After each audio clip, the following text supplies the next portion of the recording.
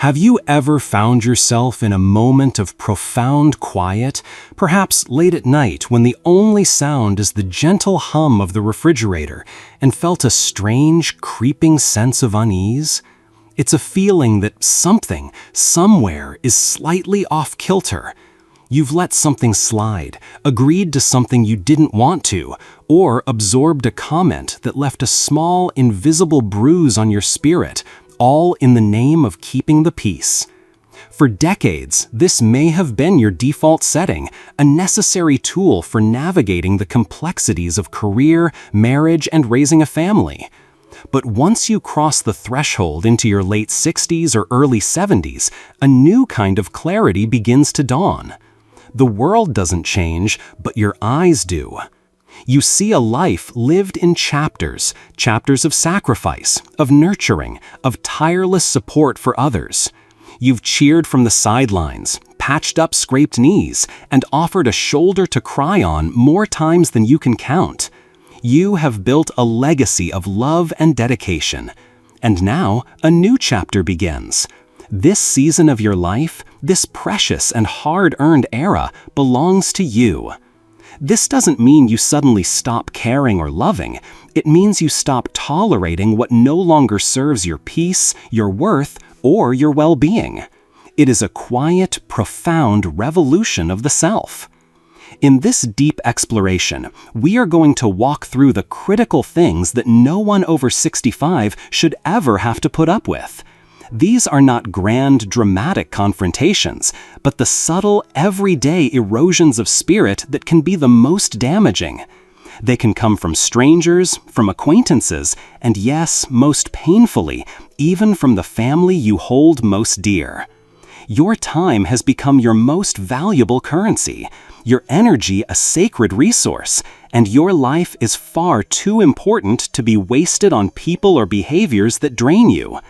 I urge you to stay with me until the very end, because the final point we will discuss is something many older adults never even realize they are tolerating until it has quietly, methodically robbed them of years of peace. It's a silent thief, and it's time to lock the door. Have you ever felt that flicker of resentment after saying yes when your heart screamed no? It's a near universal experience. If you know that feeling, just take a moment to type, "I know that feeling" in the comments below. It's a small act of acknowledging your own truth, and it's where this journey begins. Let's begin with one of the most tangible, yet emotionally charged battlegrounds where this struggle for selfhood takes place: your finances. The first thing you must stop tolerating is guilt-driven financial pressure. This is one of the most painful and insidious traps that many older adults fall into, feeling an unspoken obligation to give away their financial security, not out of a spirit of pure generosity, but out of a paralyzing fear of guilt. Especially when it comes to family, the line between helping and harming can become dangerously blurred. It rarely starts with an outrageous demand. Instead, it begins with a seemingly well-meaning request, wrapped in the language of need and love. A grandchild, bright-eyed and full of promise, needs help with college tuition. A son or daughter, struggling with the pressures of modern life, is a little short on their mortgage this month. A relative approaches you with a brilliant business idea, if only they had the capital to get it started. One by one, these requests come, and before you know it, you find yourself saying yes. Not because you've looked at your budget and decided it's a wise and sustainable choice, but because the alternative, saying no, feels like a betrayal. It would make you feel like a bad parent, a failed grandparent, or worse, a selfish person who is hoarding their resources in their final years. Here is the hard, unvarnished truth that must become your mantra. At this stage of your life, your financial stability is not a luxury. It is your lifeline. It must come first, without apology. You have spent decades working, saving, and making sacrifices. The money sitting in your savings account or your retirement fund isn't just a collection of numbers on a screen. It is a physical manifestation of your life's labor. It represents peace of mind. It is the tangible ability to cover unexpected medical bills without panicking. It is the freedom to age with dignity, to make choices about your care and your living situation. Most importantly, it is the safety net that ensures you are not a burden on the very people you are trying to help. When that foundation is chipped away, even a little at a time, your entire sense of control and security can begin to unravel with terrifying speed. The emotional pressure is a powerful, often invisible force. People don't always have to ask for money outright. Sometimes the manipulation is far more subtle. It might be a passive comment dropped into a casual conversation like, "I just don't know what I'll do if I can't find a way to pay for this." Or it's a statement laced with an unspoken accusation. "Well, you've got everything you need, you're all set up." If you are a parent or grandparent, you feel the immense weight of that statement.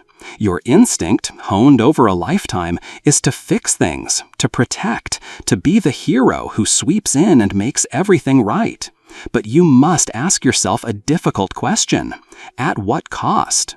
Your worth as a human being, as a parent, is not measured by the size of the checks you write. It is not contingent on your ability to bail out your loved ones, especially when that giving comes at the direct expense of your own well-being. I once spoke with a woman, Carol, a 74-year-old widow from Ohio who embodied this struggle.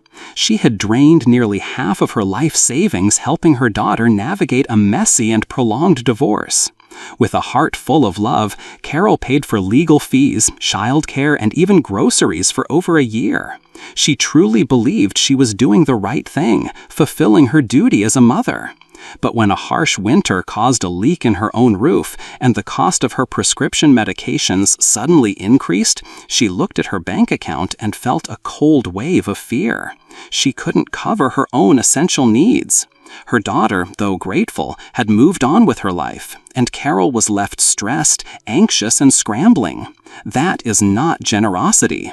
That is a sacrifice without a support system, and it is a path to ruin. There is a profound difference between helping and enabling, and understanding this distinction is crucial for your survival. Helping comes from a place of strength and abundance. It is measured, thoughtful, and sustainable. It empowers the other person. Enabling, on the other hand, comes from a place of fear and guilt. It slowly drains you, financially, emotionally, and spiritually, and it ultimately weakens the person you are trying to help by shielding them from the natural consequences of their own choices.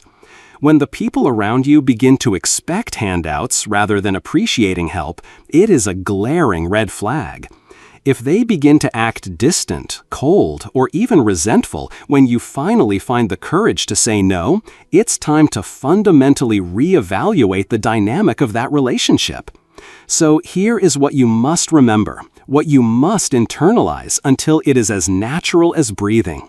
You have the absolute right to protect your money without a shred of apology. You can say, with both love and firmness, "I wish I could help you with that, but I have to make sure I am secure first." You can offer other forms of support: advice, encouragement, your time, a listening ear, or even small gestures that do not jeopardize your financial safety. And if someone attempts to shame you for protecting yourself, you must understand that their reaction is their burden to carry, not yours. Your peace is not up for negotiation. If this idea of protecting your financial peace resonates with you and you recognize its importance, please show your support by commenting with the number 1 below. It lets us know that this message is hitting home and gives others the courage to stand firm as well. Moving beyond the checkbook, we encounter a force that can be even more corrosive because it targets not your bank account, but your very soul. The second thing you must stop tolerating is guilt-tripping and emotional manipulation. This is one of the most toxic yet common dynamics that older adults endure, especially from family. Guilt is a ghost that haunts the hallways of so many relationships. It's subtle, it's persistent, and its greatest trick is disguising itself as love. Have you ever heard phrases like these? "I guess you just don't care about us anymore." We really needed you to be there, but you seem to be so busy with your own things now. And the classic, devastatingly effective line, after everything we've done for you, this is how you repay us? These are not innocent, off-the-cuff remarks. They are precision-guided weapons, meticulously crafted to hit their target, dressed in the soft camouflage of affection. If you are not vigilant, they can systematically eat away at your self-worth and your sense of peace, often without you even noticing the damage until it is extensive. By the time we have lived into our late 60s, 70s, or beyond, we have accumulated enough life experience to understand a fundamental truth. Genuine love is not supposed to feel like a heavy, suffocating blanket of pressure. True, healthy connection is rooted in a deep, mutual respect, not in a sense of obligation or emotional debt. Yet, for a variety of reasons, some people, family members included, learn to lean into emotional manipulation as their primary tool for getting what they want. They may feel entitled to your presence, your time, your energy, or your compliance. Often, they are not even consciously aware of the toxic nature of their behavior. They may genuinely believe they are just expressing their feelings, but the corrosive effect on you is undeniably real. When guilt is consistently used as a lever in a relationship, it silently and systematically dismantles your personal boundaries. Suddenly, you find yourself saying yes when every fiber of your being wants to say no. You are dragging yourself to events and gatherings even when you are physically exhausted or emotionally drained. You are giving more of your time and energy even when your own cup is completely empty. And perhaps the most destructive part of this cycle is that you begin to internalize the blame. You start to believe that you are, in fact, the selfish one for even daring to think about your own needs, for wanting a moment of peace, for desiring a day that belongs only to you. Let me tell you about Susan, a vibrant 72-year-old woman I met at a community center in Florida. Her story is a poignant example of this dynamic. Her adult daughter would often call at the last minute, her voice strained with urgency, asking for help with errands, last-minute babysitting for the grandkids, or simply needing a lengthy session of emotional support. If Susan hesitated for even a moment or suggested an alternative time, her daughter would let out a long, dramatic sigh, a sound that Susan said felt like a physical weight on her chest. "She makes me feel like I am fundamentally letting her down, just for needing a break," Susan confided in me, her eyes welling up. "But I've raised my kids. I love them with all my heart, but I cannot be their 24/7 emergency safety net anymore." That moment of clear-eyed realization changed everything for Susan. It was an epiphany. She understood that setting limits was not an act of betrayal against her family. It was a profound act of self-love and self-preservation. It was a declaration that her needs mattered too. She began to answer the phone with a new, calm clarity. "I can't today, sweetheart, but I would be happy to help you on Thursday afternoon." Or, "I really need to rest today. I hope you can understand." To her astonishment, the world didn't end. The relationship didn't crumble. After an initial period of adjustment and a few more dramatic sighs, her daughter eventually adapted. The dynamic shifted from one of demand and guilt to one of request and respect. Their relationship became healthier, more balanced, and ultimately more honest. You are not required to bend yourself into a pretzel to prove your love. Saying no to a request does not mean you care any less. It simply means you are honoring your own emotional bandwidth, your physical health, and your non-negotiable need for peace. When someone in your life consistently makes you feel guilty for taking care of yourself, it is a signal that you need to take a much closer look at the health of that dynamic. Remember this axiom and write it on your heart. Anyone who truly loves you will never want you to suffer for their comfort. Love is not measured by the quantity of your sacrifice, it is measured by the quality of your mutual respect. So, the next time someone tries to hoist that heavy burden of guilt onto your shoulders for choosing yourself, pause, take a deep breath, and remind yourself, silently or aloud, that you are not on this earth to earn love by enduring guilt. You have already earned your peace. If you are finding these insights valuable and they are speaking to you on a personal level, please take a moment to subscribe to our channel and turn on the notification bell. Your support allows us to continue creating meaningful content designed to inform, inspire, and empower you on your journey. We appreciate you being here. This reclamation of self extends directly to the most precious, non-renewable resource we have, our time. This brings us to the third thing no one over 65 should tolerate: disrespect toward your time and your independence. By the time you have lived through 6, 7, or even 8 decades, you have earned more than just a few gray hairs and a collection of memories. You have earned the fundamental right to experience your time as your own. Yet, one of the most common and quietly infuriating things older adults tolerate is having their time treated as if it is public property, a resource that is less valuable than anyone else's. It often starts in small, seemingly innocuous ways.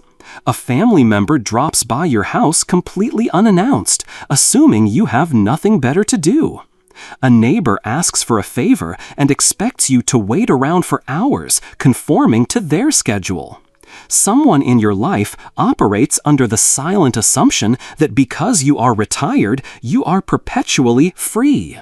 Make no mistake, however, how small these instances may seem. They are a form of disrespect.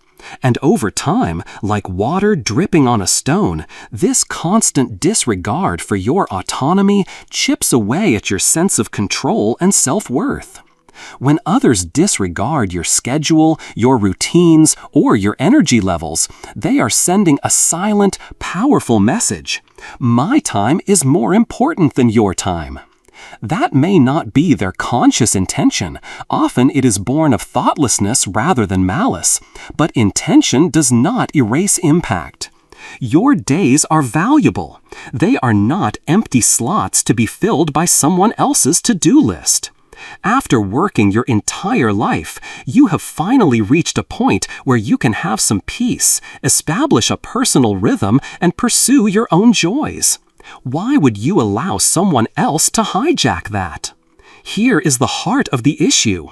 Our society often operates on a deeply flawed assumption that aging is synonymous with availability. The thinking goes that if you are no longer in the full-time workforce, or if your children are grown and have families of their own, you must be sitting around, waiting for the phone to ring, or for someone to give you something to do. This assumption is not only disrespectful, it is wildly inaccurate. In reality, this stage of life is often the very first time you get to consciously design your days on your own terms. Your calendar may not be packed with business meetings, but it is filled with other things that are just as, if not more, important. A morning walk, tending to your garden, reading a good book, volunteering, or simply enjoying a moment of quiet contemplation. Just because you are gracious with your time does not mean it is up for grabs. I think of George, a 78-year-old man from Pennsylvania I met who was a dedicated volunteer at his local food pantry every Tuesday and Thursday morning.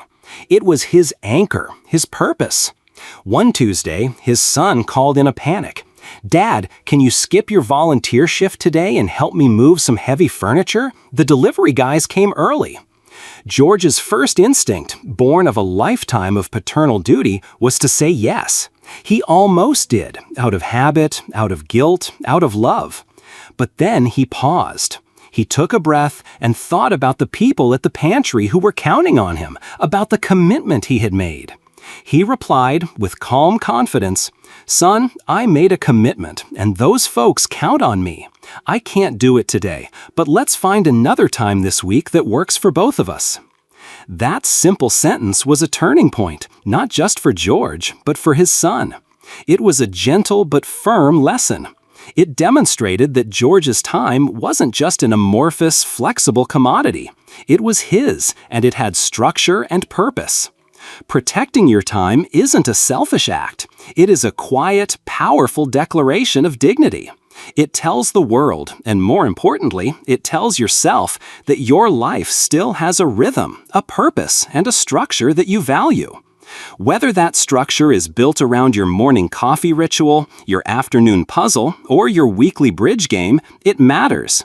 And if someone in your life consistently interrupts it, expects you to adjust at a moment's notice, or makes you feel guilty for setting a boundary around it, they are not being kind.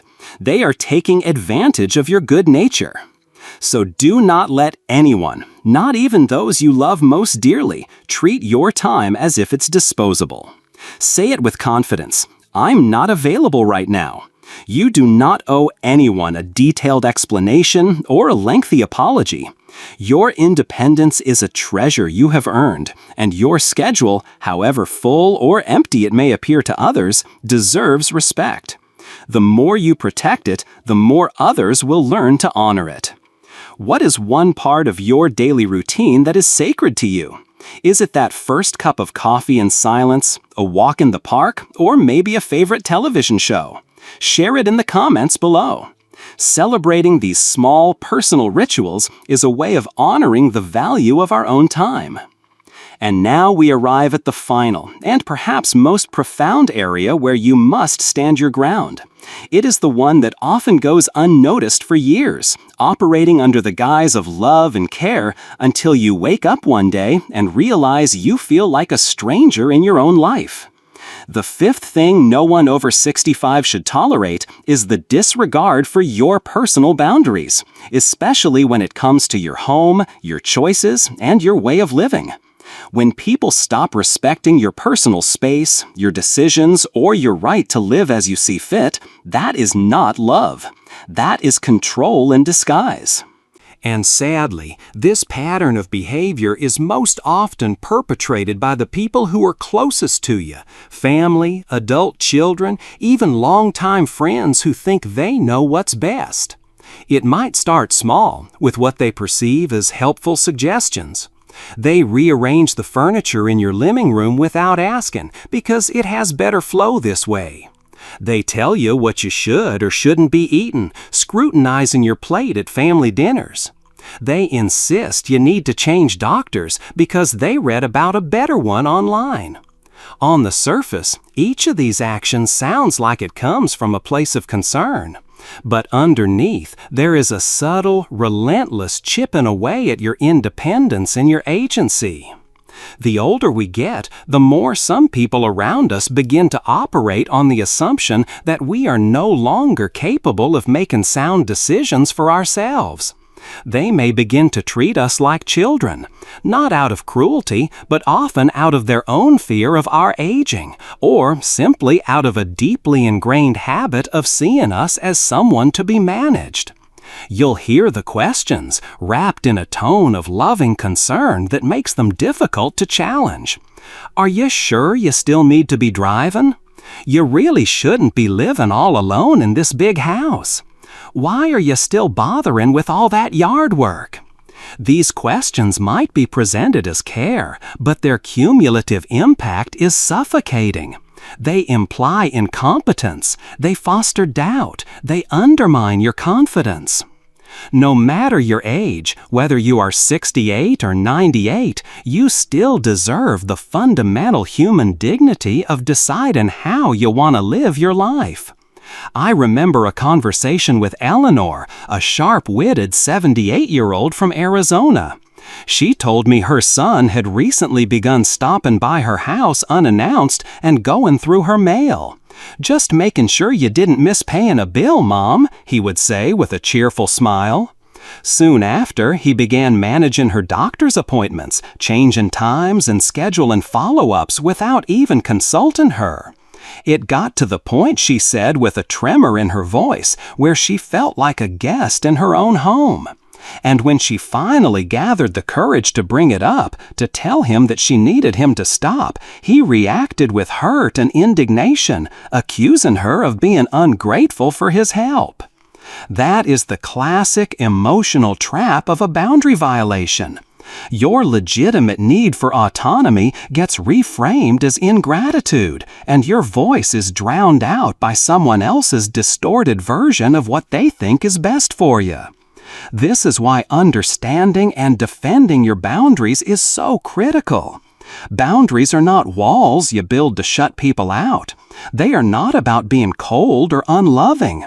Boundaries are the clear lines you draw to ensure that your voice remains strong, that your choices are honored, and that you remain the central character in your own life story. When you say no, that no should have weight. It should mean something. When you say, "I prefer it this way," that choice deserves to be honored, even if it's not the choice someone else would make for you. If you want help, you are perfectly capable of asking for it.